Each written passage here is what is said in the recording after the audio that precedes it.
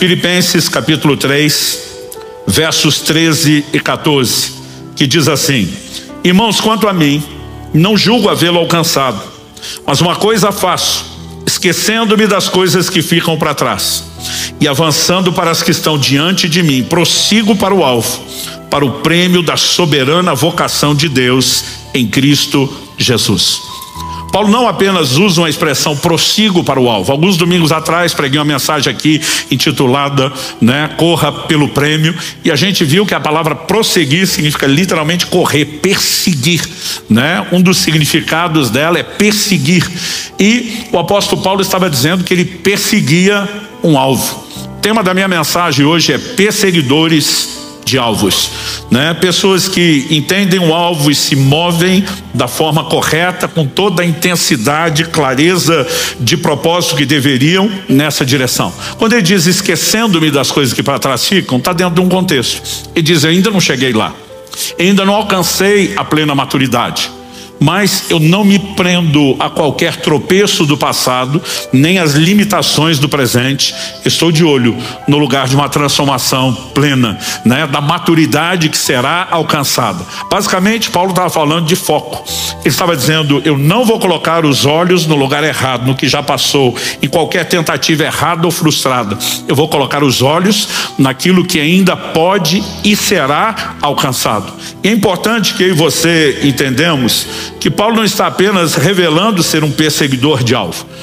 É o mesmo apóstolo Paulo que pelo Espírito Santo dizia: sede meus imitadores, como eu sou de Cristo, Romanos 15:4 diz que tudo quanto foi escrito para nosso ensino foi escrito. Até o testemunho de como Paulo perseguiu seus alvos, foi escrito para nosso ensino. E eu quero tomar isso, como um exemplo que eu e você precisamos abraçar em relação à nossa caminhada. Quando ele diz esquecendo-me das coisas que para trás ficam, é evidente que para perseguir um alvo, você precisa desviar os olhos de outras coisas, de coisas que passaram, de coisas que estão acontecendo, de alvos errados que podem ser propostos ao longo do caminho. E eu quero apresentar essa mensagem em cima de uma construção de 3 tópicos. Na primeira delas, eu quero falar dos diferentes tipos de alvos. Em segundo lugar, uma advertência para que haja cuidado com as distrações. Em terceiro e último lugar, eu quero trazer um encorajamento para que você lute para alcançar as suas metas e entenda a importância de cooperar com Deus, mesmo naquilo que Deus sinalizou ser um alvo alcançado. Ao longo da ministração, eu separei algo que não faço sempre, que é a citação não só de gente cristã, mas até de alguns dos pensadores gregos. E de forma alguma a gente coloca essas coisas no patamar da palavra de Deus, Nem de longe dá para dizer, que tenha o peso que a palavra de Deus tem na minha e na sua vida. Mas ao fazer essas citações, o que eu quero é te mostrar que aquilo que eu e você já devíamos fazer, porque a palavra de Deus nos orienta. Pessoas que foram consideradas sábias, pelo menos na perspectiva humana, já conseguiam pela observação do comportamento reconhecer isso, sem ter uma clareza de direcionamento divino como nós temos. Então, se eles já entendiam que isso era sábio, eu e você, quando reconhecemos o que Deus fala, temos uma responsabilidade ainda maior. E uma frase atribuída a Sêneca, um grande pensador, ele dizia: nenhum vento sopra a favor de quem não sabe para onde ir. Nós precisamos entender que na nossa vida, na nossa existência, nós precisamos caminhar com senso de propósito, com senso de direção. E eu quero começar falando dos diferentes tipos de alvos, porque não há uma coisa só. Quando preguei aqui a mensagem Corra pelo Prêmio, uma das nossas abordagens foi o foco na recompensa. E o alvo principal, o grande, o primário, o mais importante, quando falamos a respeito de alvos, é a nossa salvação em Cristo Jesus. Quando o apóstolo Paulo está dizendo eu prossigo para o alvo, ele está falando do quê? Do prêmio da soberana vocação, do chamado divino que eu e você recebemos. O apóstolo Pedro escreve em 1 de Pedro 1:8, a fim de que alcanceis o fim, o objetivo final da vossa fé, a salvação das vossas almas. Em Hebreus, no capítulo 12, nos versos 1 a 3, a escritura diz assim: portanto também nós, Visto que temos a rodear-nos tão grande nuvem de testemunhas, livremo-nos de todo o peso e do pecado que tão firmemente se apega a nós, e corramos com perseverança a carreira que nos está proposta, olhando firmemente para o autor e consumador da fé, Jesus, o qual, em troca da alegria que lhe estava proposta, suportou a cruz, sem se importar com a vergonha, e agora está sentado à direita do trono de Deus. Portanto, pensem naquele que suportou tamanha oposição dos pecadores contra si mesmo, para que vocês não se cansem nem desanimem, né? Nós vimos que quando o escritor fala de correr a carreira ou a corrida que nos está proposta, ele está falando de não cansar na corrida da fé. Em Hebreus 12:12 ele vai terminar dizendo: fortaleçam os joelhos trôpegos, as mãos cansadas ou vacilantes. Mas ele diz que um elemento de inspiração é ter os olhos fixos em Jesus, que é tanto o autor como o consumador da nossa fé. E a lógica que é apresentada é manter os olhos nele não apenas como nosso alvo principal, mas como nosso modelo. A Bíblia diz que, em troca da alegria que lhe estava proposta, ele suportou a cruz.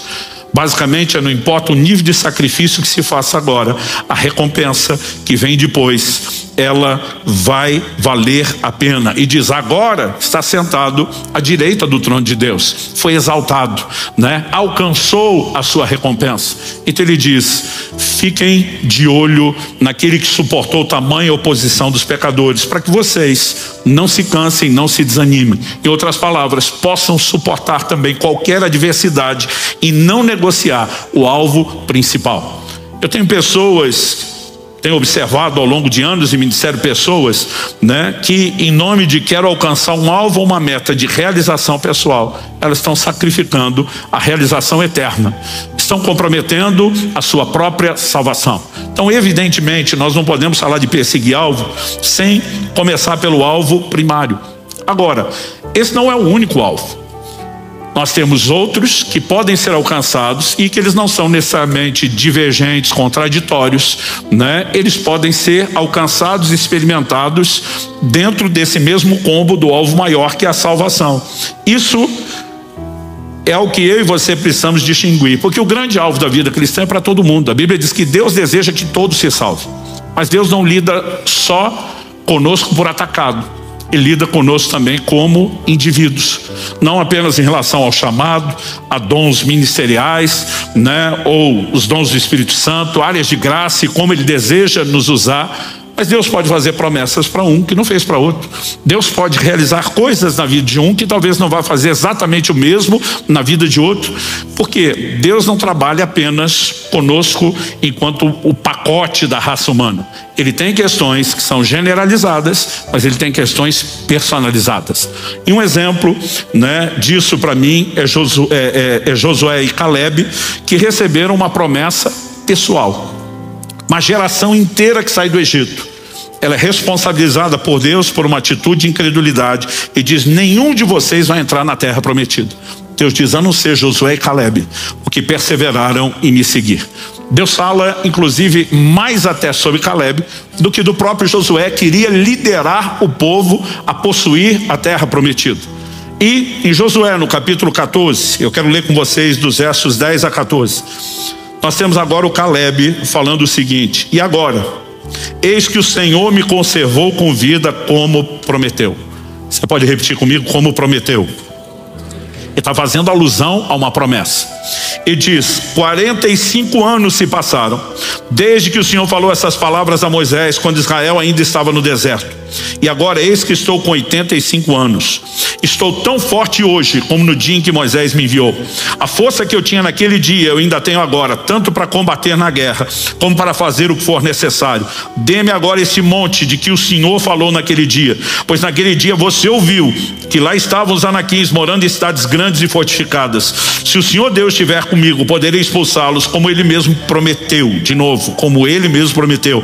Josué o abençoou, deu a cidade de Hebrom a Caleb, filho de Jefoné, para ser a herança dele. Por isso Hebrom passou a ser de Caleb, filho de Jefoné, o quenezeu, em herança até o dia de hoje, visto que havia perseverado em seguir o Senhor, Deus de Israel. Esse camarada, 45 anos depois disso, eu estou mirando uma promessa pessoal que Deus me fez. Não só que eu entraria na terra, mas que Ele me deu um monte mais difícil, aquele do qual todo mundo diz que era impossível e que eu creio em Deus. Só não pude tomar posse na época pela incredulidade deles. Isso aqui é meu. Faz 45 anos que eu estou crendo, faz 45 anos que eu estou esperando a promessa, né? E com a graça de Deus eu vou tomá-lo. E a Bíblia diz que assim foi. Muitas vezes nós temos elementos, né, que são muito pessoais. Deus pode prometer para um algo diferente do que prometeu para outro, que diz respeito não só ao propósito de cada um, mas a atitudes que cada um de nós pode ter diante dele. E não só o grande alvo da vida cristã, mas essas sinalizações pessoais, elas também devem ser perseguidas. Nós precisamos aprender, né, a gastar tempo com Deus, não apenas entendendo o que a palavra nos aponta como direção genérica para todo mundo, mas aquilo que é direção individual. Quando você lê a Bíblia, tem uma declaração lá: ide, fazei discípulos de todas as nações, pregue o evangelho a toda criatura. Significa que cada um de nós vai pisar em todas as nações para fazer discípulos, que cada um de nós vai pregar para toda criatura que está no mundo, enquanto indivíduos não. Isso é o cumprimento do que nós, enquanto igreja, corpo de Cristo, coletivamente podemos fazer. Mas enquanto indivíduos, às vezes nós podemos querer ir para uma área geográfica e o Espírito Santo dizer: não é aí que eu quero você é lá. Um exemplo disso está em Atos 16, onde o apóstolo Paulo intenciona, põe no seu coração que ele queria pregar na Ásia. Não acredito que Paulo estava errado, não acredito que era falta de percepção espiritual, porque no futuro a Ásia seria o palco principal do ministério de Paulo. Talvez ele já tivesse um direcionamento, só que a Bíblia diz que o sábio entende o tempo e o modo. Não basta apenas saber o que deve ser feito, nós precisamos discernir em Deus como e quando. E naquele momento, quando ele tenta pregar na Ásia, a Bíblia diz: o Espírito de Jesus o impediu. Eles tentam contornar a Bitínia. Vamos então começar a comer pelas bordas, como diria, pela beirada, como se faz com migal quente, como diria o mineiro. E de novo o Espírito de Jesus não deixou. O apóstolo Paulo vai orar e ele acaba tendo uma visão de um jovem da Macedônia, dizendo: passa a Macedônia e ajuda-nos. É a partir desse momento que, antes de entrar na Ásia, o apóstolo Paulo vai entrar na Europa. E porque ele obedeceu a Deus, o evangelho chegou a todos nós hoje no mundo ocidental. No futuro, a Ásia se tornaria o palco principal do ministério de Paulo, mas não naquele momento. E nós precisamos aprender a entender o que é que Deus tem para nós e seguir e perseguir essas direções, mesmo que as coisas não aconteçam no tempo e no formato que nós esperamos. Em agosto de 1993, me mudei para Curitiba, por uma clara direção de Deus, de que aqui deveria ser a base do nosso ministério. Eu fiquei morando aqui 5 meses, e Deus nos levou a Guarapuava, para o interior. Acreditava que ia pastorear ali por 1, no máximo 2 anos, que em 9 anos. Antes de voltar a Curitiba, ainda tive um direcionamento de Deus de passarmos por Irati, onde plantamos a primeira alcance. Ainda fiquei ali mais 2 anos e meio. Eu voltei a Curitiba cerca de 12 anos depois, para completar aquilo que ele tinha colocado no meu coração. E muitas vezes você precisa entender o que é que Deus tem, né? A minha e a sua vida não vai ser guiada pelos outros. Nenhum de nós, mesmo que cremos nos dons do Espírito, acreditamos que profecias devam dirigir a vida de ninguém. Mas quando você tem clareza de entendimento do propósito de Deus, normalmente ele será confirmado por palavras proféticas. E eu lembro quando estava em Irati, aonde eu ia pregar pelo Brasil e o mundo, as pessoas me diziam: você sabe que Deus está te chamando para a capital do seu estado, você sabe que você tem no máximo 2 anos para mudar a Curitiba, você sabe isso, você sabe aquilo. Dizia: eu sei. E essas confirmações vão trazendo no seu coração clareza. Nós precisamos entender que Deus tem planos, que Deus tem alvos, e essas metas, elas precisam ser perseguidas, mas só serão perseguidas se forem discernidas. Agora, quem sabe aquilo que Deus está sinalizando vai ter combustível 45 anos depois, como Caleb, para dizer: eu vou alcançar aquilo que Deus me prometeu. Quem está entendendo, diga amém. Agora, nós estamos falando de promessas que começam no âmbito pessoal e que também tem o terreno ministerial. Em Atos 26, 19, o apóstolo Paulo está diante do rei Agripa, testemunhando sua conversão. E ele começa a falar não só da pregação aos judeus, mas também aos gentios. E diz assim: pelo que eu não fui desobediente à visão celestial. Paulo entendia: eu tenho chamado, recebi uma visão de Deus, eu preciso obedecê-la, eu preciso perseguir aquilo que Deus sinalizou. né? Então, os alvos, além do grande alvo da vida cristã, que é a salvação, nós podemos falar de alvos ou promessas pessoais que Deus tem, e podemos falar dos alvos ministeriais, que ainda são pessoais. Por quê? Embora todos vamos servir a Deus, servindo as pessoas, nem todo mundo foi chamado para fazer as mesmas coisas, nem tampouco nos mesmos lugares. Agora, quando Paulo usa a expressão obedecer, isso para mim coloca a coisa num patamar muito sério. Eu vejo pessoas que às vezes tomam uma decisão, estou mudando para tal lugar porque Deus está dirigindo. O negócio fica difícil, a pessoa desiste. Ela falou, mas Deus não te dirigiu? Mas está difícil. Falei, e daí? Se Deus dirigiu, você tem que usar a direção de Deus como combustível para enfrentar qualquer dificuldade. Aliás, não existe nada na Bíblia que garanta para você que seguir uma direção de Deus não vai fazer com que você enfrente oposição. O apóstolo Paulo escreve aos Coríntios e diz, uma porta grande e eficaz se me abriu no Senhor. E ele termina dizendo assim, mas há muitos adversários. Mas peraí, Paulo, a porta não foi aberta no Senhor? E tem adversário? Mas a porta não é de Deus? É. E vai ter problema? Vai. Porque não há nada que garanta que o que Deus sinalizou querer fazer na sua vida ou para onde te levar, que você não vai enfrentar adversidade. Agora, quando você entende que é Deus que está guiando, você tem um combustível para enfrentar as adversidades. Você acaba sendo guiado por propósito, não por proposta, não por circunstância, não por conveniência. Quem está entendendo? Um dia eu estava conversando com um pastor, ele falou, cara, eu estava numa rede de amigos seus que estavam ali sentados conversando. Em algum momento, alguém tocou no assunto que você já recebeu proposta para trabalhar com fulano, ciclano e beltrano. São 3 líderes extraordinários no Brasil. O cara falou, é verdade o que eles estão falando? Eu falei, é. Ele falou, e você foi louco de recusar? Eu falei, eu seria louco de aceitar. Ele, como assim? Eu falei, cara, o que Deus me dirigiu é diferente. Não importa o quão extraordinário esses homens sejam, não importa o quão grande o ministério seja, não vou negar que é uma honra receber convite de cada um deles, mas eu não sou guiado por proposta, eu sou guiado por propósito. E o propósito de Deus para mim é diferente da proposta que me fizeram. Quem é guiado por proposta muda o tempo todo, porque as circunstâncias das propostas também mudam. E gente, as adversidades sempre virão. Se você não tivermos combustível, nós não vamos perseguir as metas.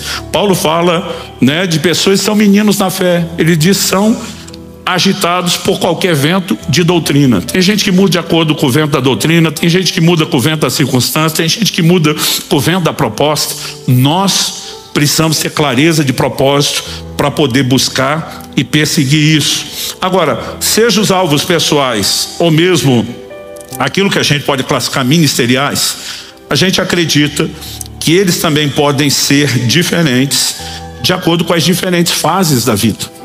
Então, por exemplo, o apóstolo Paulo diz em 1 Coríntios 13, verso 11, quando eu era menino, falava com menino, sentia com menino, pensava com menino. Quando cheguei a ser homem, desisti das coisas próprias de menino, né? Então ele está dizendo, tem coisas que tinham uma importância nessa época que nessa fase da vida não vão ter. Tem comportamentos ou coisas a serem feitas que cabem numa fase que não cabem na outra. Então, por exemplo, eu lembro quando garoto solteiro, a meta primária era casar. Depois de casado, a preocupação e a oração começa a ser a respeito dos filhos que virão, né? E você pode ter elementos que vão mudando dentro de cada fase ou etapa. Você pode ter alvos de curto prazo, mas existem coisas que devem nos guiar por uma vida inteira, independentemente dessas fases. Então, há uns anos atrás, quando meu filho tinha começado o relacionamento com Priscila, minha nora, eles já estão acho que 7 para 8 anos casados, então nós estamos falando de mais tempo do que isso. Eu lembro de uma ocasião que a Kelly me contou, ela estava em casa e teve um momento onde a Alice estava com algumas amigas e por causa do irmão, a conversa era essa questão de relacionamento, de casamento. E elas perguntaram, né, para a Kelly, como que foi o seu namoro com Luciana? A Kelly falou, nós estamos de uma outra época. Ele namorou por carta, né, à distância. A gente mal conseguia falar por telefone. Telefonema não era todo dia, tinha que ser depois da meia-noite, quando interurbano era mais barato, né? Quem tem pelo menos minha idade lembra desses desafios, que a turma era da internet não sabe. E eu lembro que assim, meus filhos faziam muita chacota quando a gente falava desse negócio de trocar carta, né? Minha filha um dia falou, carta? O que é carta? E aí meu filho respondeu, o Israel falou para a Lissa, Lissa, a carta é como se você escrevesse um e-mail, em vez de você enviar, você imprimisse e fosse levar em mãos para a pessoa ler do outro lado. E eles ficavam brincando com isso. Mas quando que ele tocou no assunto, as meninas curiosas falaram... Ela mencionou que ainda guardava as cartas. A gente pode ver como que eram essas cartas? Falou, claro, não tem nada, né, de muito pessoal privado aqui que não possa ser lido. E começou a mostrar e ler as cartas, algumas delas para as amigas da Liz. Quando eu voltei de viagem, ela foi contar a história. Eu falei, olha, eu estou te falando isso porque aos 18 anos de idade você já escrevia coisas de tudo aquilo que nós estamos vivendo hoje. Ela diz, é impressionante, como mesmo sem entender quanto tempo levaria, como seriam os detalhes do formato, você sempre soube para onde estava indo. Nós precisamos entender a importância de buscar em Deus essa clareza de direção para ter um posicionamento claro do que deve ser perseguido. Aristóteles dizia, na realidade, viver como um homem significa escolher um objetivo e dirigir-se para ele com toda a conduta. Diferente dos pensadores, a gente não fala de escolher o objetivo, a gente fala de discernir alvos e metas que Deus tem. E aí sim, né, dirigir-se a Ele com toda a conduta. E quando eu falo dirigir-se a Ele com toda a determinação, isso me leva ao segundo tópico que eu quero abordar, que é o cuidado com as distrações. Quem tem meta não pode se deixar distrair. Quando nós falamos aqui do atleta que corre, né, a gente falou desde o preparo, desde do treinamento, até a própria corrida, a importância de você estar focado naquela meta. E quando falamos da vida espiritual, esse paralelo não é diferente. Você pode repetir essa frase comigo? Diga, quem tem meta não pode se deixar distrair. Agora, eu quero falar das principais, não de todas. Assim, considerando ao longo da vida, eu vejo 3 grupos principais de distrações quando falamos de metas. O primeiro deles, adversidades. Quando você lê, por exemplo, o livro de Neemias, é impressionante o que esse homem de Deus fez.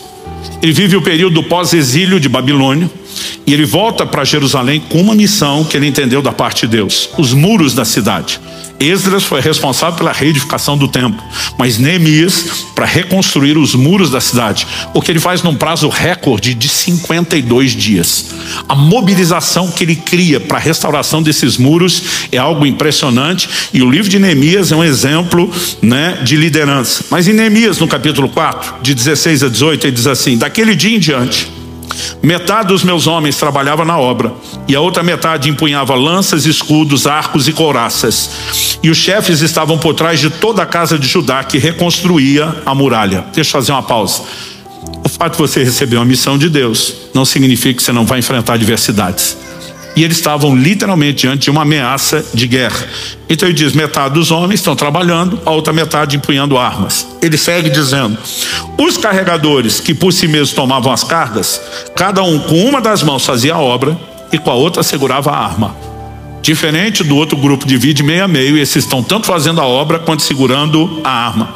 E diz, os construtores que precisavam das 2 mãos para trabalhar, cada um trazia a sua espada na cintura enquanto construíam. E o que tocava a trombeta estava ao meu lado. Porque a qualquer momento que o inimigo surgir, nós temos que convocar todo mundo. Nunca perdiam o foco do trabalho, mas não deixavam de estar antenado a respeito de adversidades com as quais tinham que enfrentar. Mas também não deixavam que a adversidade se tornasse fonte de desânimo para que a meta não fosse buscada, perseguida ou alcançada. Quem está entendendo? Nós precisamos desenvolver resiliência. A Bíblia fala muito sobre perseverança na vida cristã. Mesmo quando nós falamos do alvo primário, né, da salvação, a Bíblia fala dessa necessidade de perseverança. Jesus diz, no mundo tereis aflições, mas tenham bom ânimo. Eu venci o mundo. Eu e você vamos precisar desenvolver essa resiliência e aplicar fé e determinação. A meta será perseguida, o alvo será alcançado, não importa o que surja durante o caminho, nós vamos ter um posicionamento firme em Deus. Agora, eu percebo que quem é guiado por proposta, ele muda o rumo de acordo com as circunstâncias. Tá difícil aqui, agora eu vou para lá. Tá difícil lá, agora eu vou para outro lugar ainda, né? Existem pessoas que elas não conseguem, né, apenas seguir o propósito. Você vê que, por exemplo, Gênesis 26 fala que num momento de fome, onde a lógica era Isaac descer para o Egito, um lugar que havia abundância, o Senhor fala com ele, não saia daqui. permaneça nesse lugar. E a Bíblia diz que no tempo da fome, Isaac prosperou. Porque a prosperidade, quando nós falamos do favor de Deus, ela não vai se manifestar porque você está no lugar certo, estatisticamente. O lugar certo é o lugar do direcionamento de Deus. E quando nós obedecemos, nós vamos ver o favor de Deus. Agora, quando você lê o livro de Ruth, você vê que a família de Elimeleque bate a fome, eles simplesmente se mudam para Moabe. Lá em Moabe foi só desgraça, apesar de não terem lidado com a fome, né? O homem acaba morrendo, os filhos acabam morrendo, mas estavam no melhor lugar para que tudo desse certo. Deixa eu te dizer algo: o melhor lugar para que tudo dê certo é o lugar da vontade de Deus para nós. E aí nós vamos ter combustível para enfrentar qualquer adversidade que surja. Mas eu tenho percebido que a distração não é apenas a adversidade. Alguns, eles são distraídos pelas propostas de outros. Vou voltar no mesmo livro de Neemias, capítulo 6, versos 3 e 4. A Bíblia diz: Sambalate e mais alguém tinha feito alguns convites para Neemias. Vamos conversar. Eram parte dos inimigos que se opunham à restauração dos muros, né? E o tempo todo estão chamando ele para conversa. O texto diz assim: por isso enviei-lhes mensageiros para dizer: estou fazendo uma grande obra e não posso descer até aí. Por que devo parar a obra para ir me encontrar com vocês? 4 vezes eles fizeram o mesmo pedido, mas eu lhes dei a mesma resposta. Quem tem foco não se deixa distrair pela proposta de outros, né? Eu lembro que no início do meu ministério, e a gente sempre entendeu com clareza um chamado de Deus para se dedicar não só à igreja local, mas também servir o corpo de Cristo. O Espírito Santo falou comigo: não atenda a todo convite que você receber.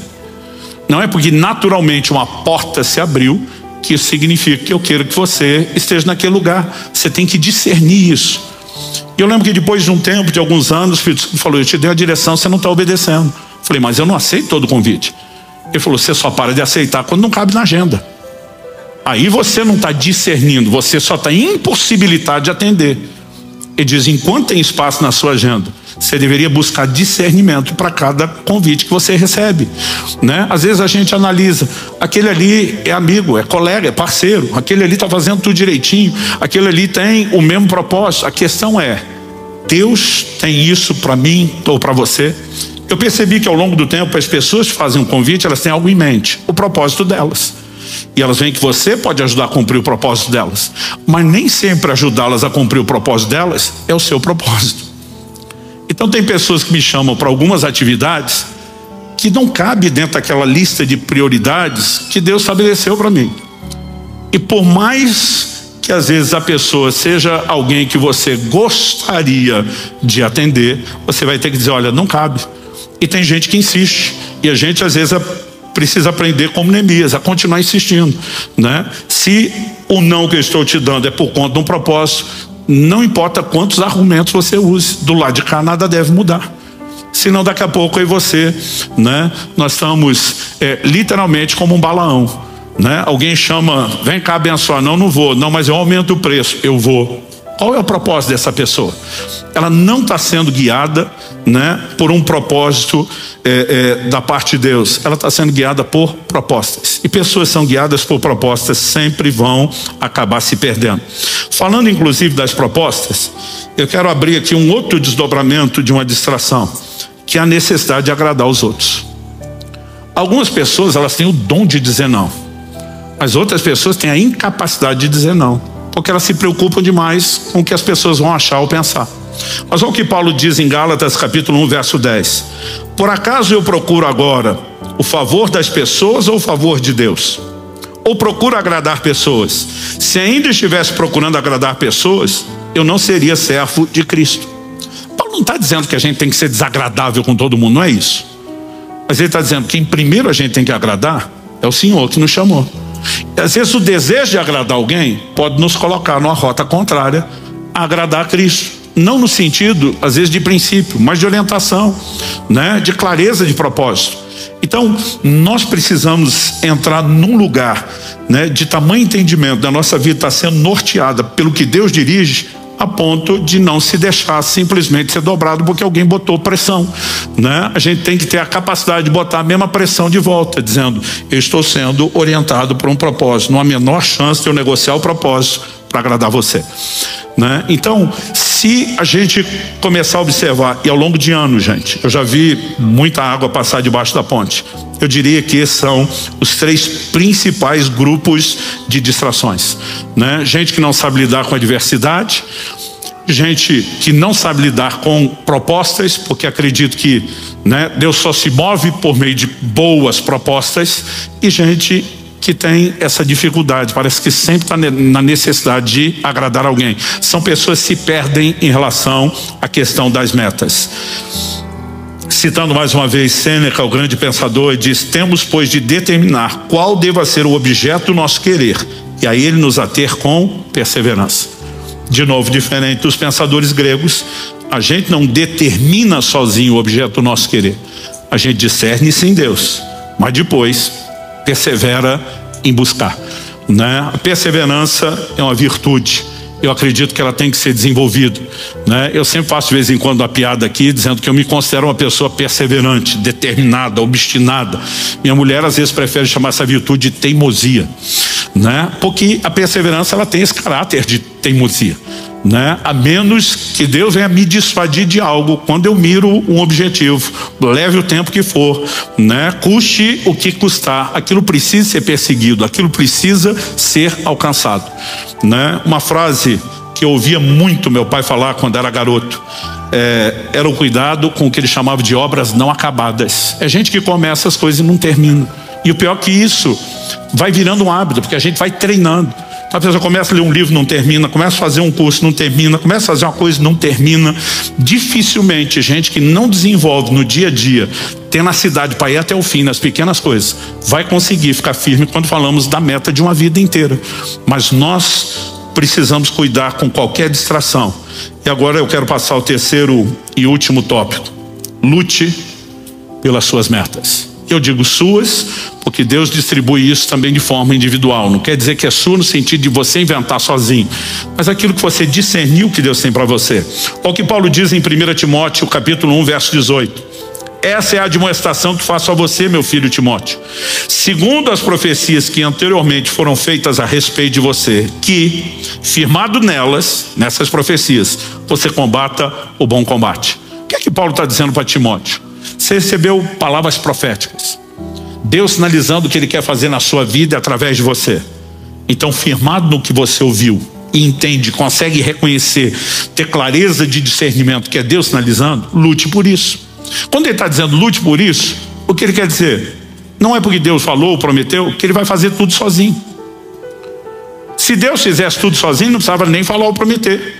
Era só a gente esperar Ele fazendo e as coisas aconteceriam por si mesmo. E quando você olha para as Escrituras, você vai perceber que na vida de muitos dos homens e mulheres de Deus, às vezes nós temos promessas que são feitas muito tempo antes.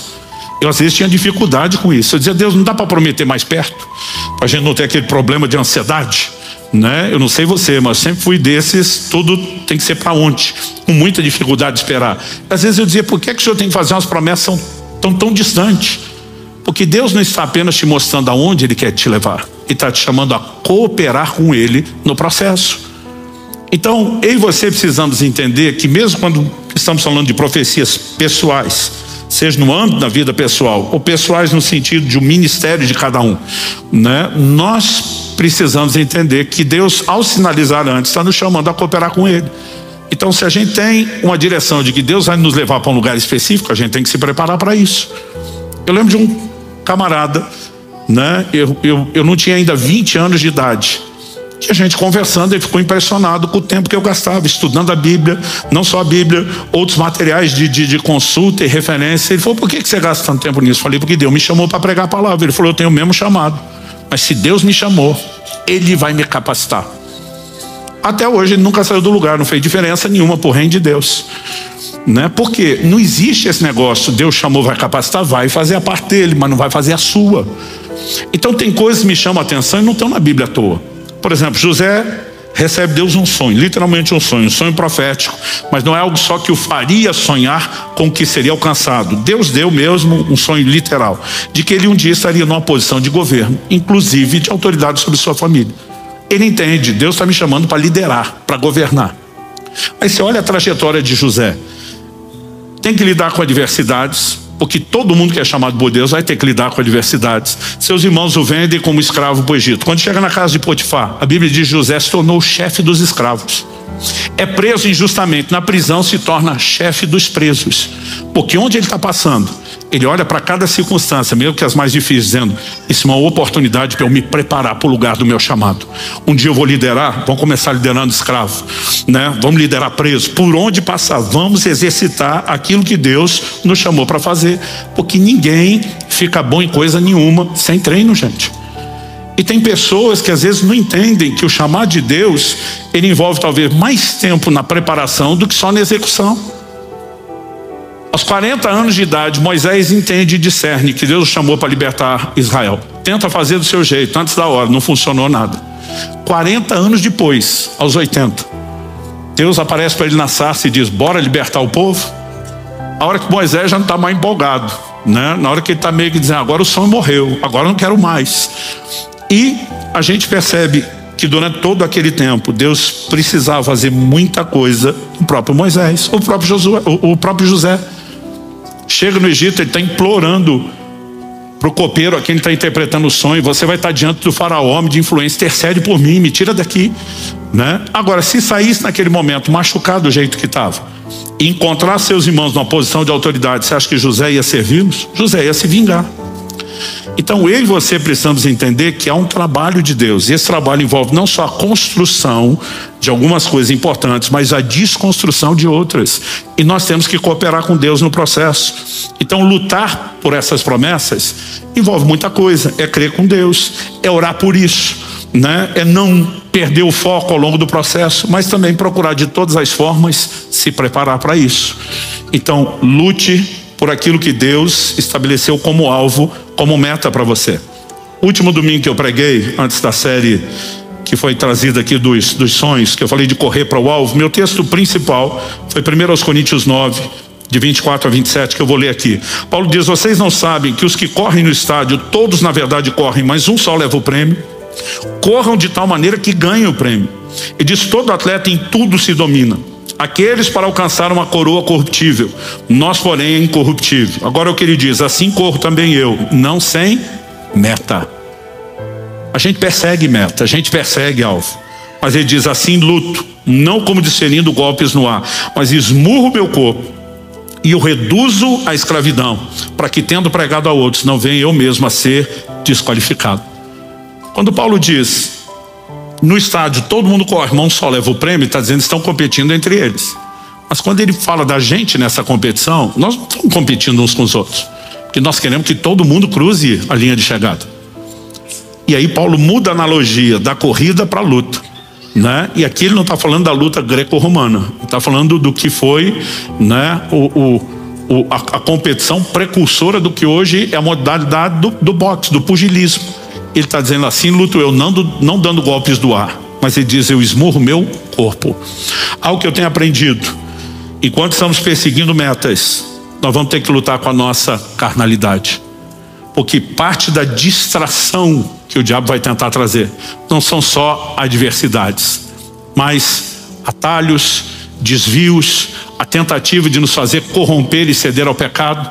Então você percebe que isso aconteceu com José. Enquanto ele está lá, começando a se preparar, né? Ainda na fase número 1 lá no Egito, como escravo, e agora é chefe dos escravos, a mulher de Potifar começa a estar em cima dele todo dia. Ele não diz para ela: dona, a senhora não é meu tipo. Ele diz para ela: como cometeria eu tamanha maldade contra Deus?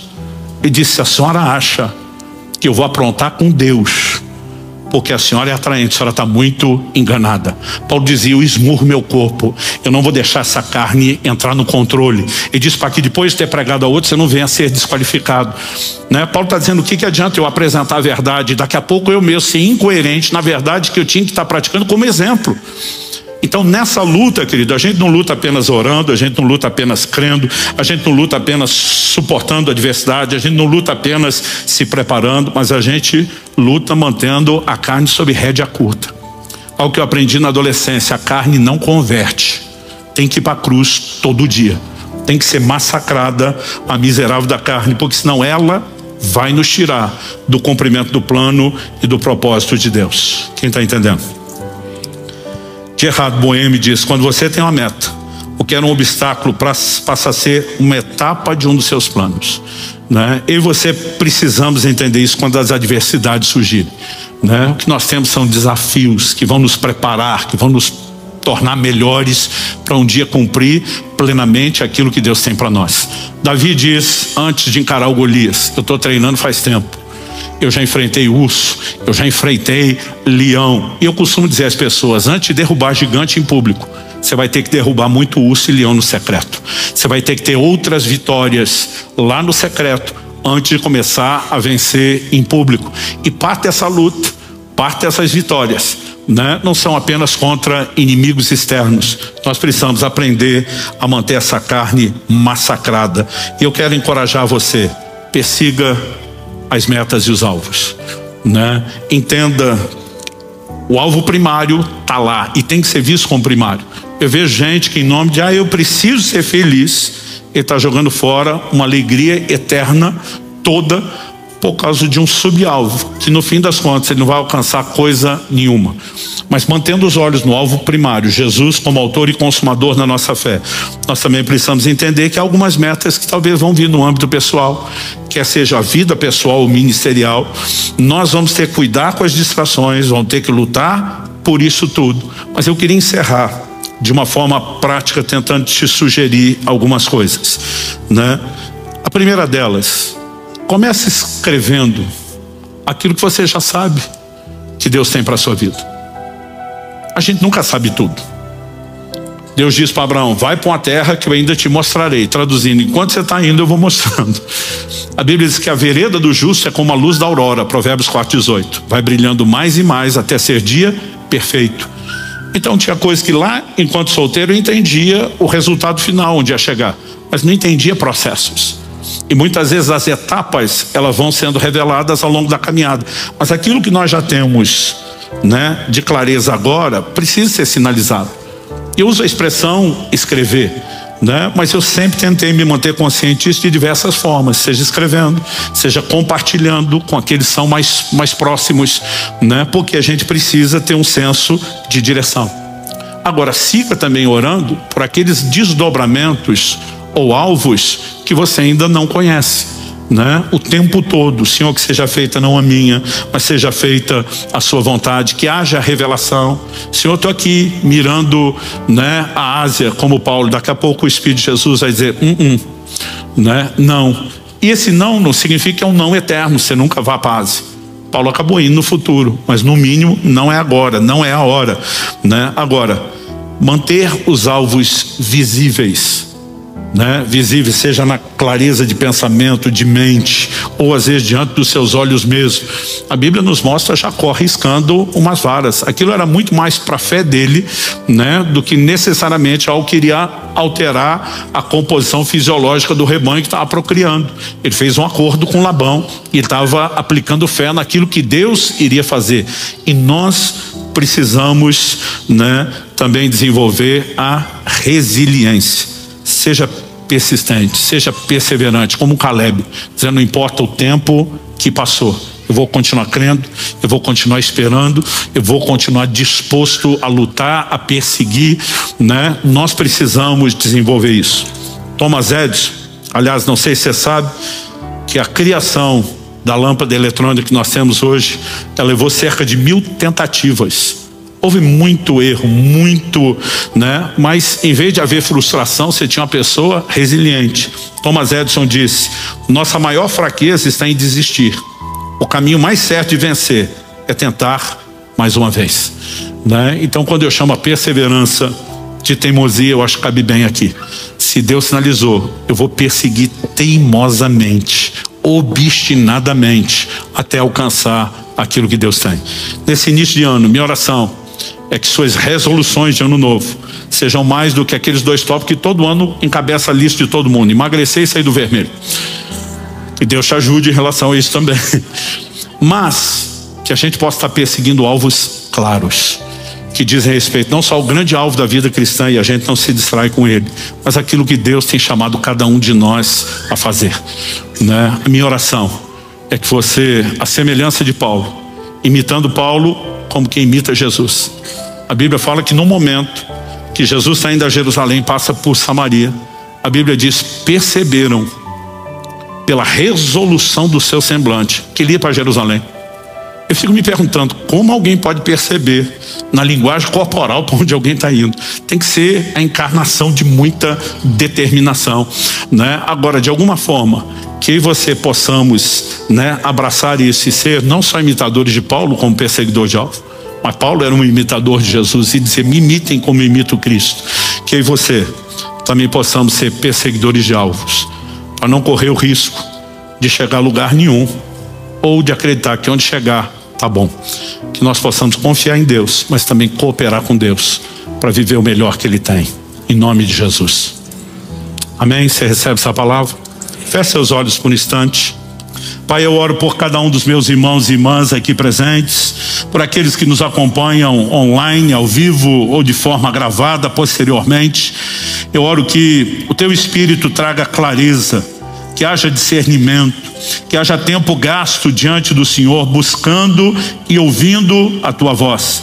Nós oramos que, além de toda a clareza de direcionamento genérico já nos apresentada por meio da Tua palavra, que cada um deles possa também, ó Deus, entender, discernir e buscar aquilo que é o Teu plano personalizado. Nós queremos ser perseguidores de alvos, gente que coopera com o Senhor, gente que não perde o foco, gente que não se desvia, gente que conserva-se firme, buscando, né, aquilo que entende ser não apenas um alvo pessoal, mas um alvo apresentado pelo Senhor. Que a semelhança de Paulo, possamos dizer, assim corro eu, não sem metas. Que possamos correr perseguindo essas metas e alcançá-las, não só para a glória do Teu nome, mas também para a inspiração de muitos outros à nossa volta. Nós oramos em nome de Jesus. Amém.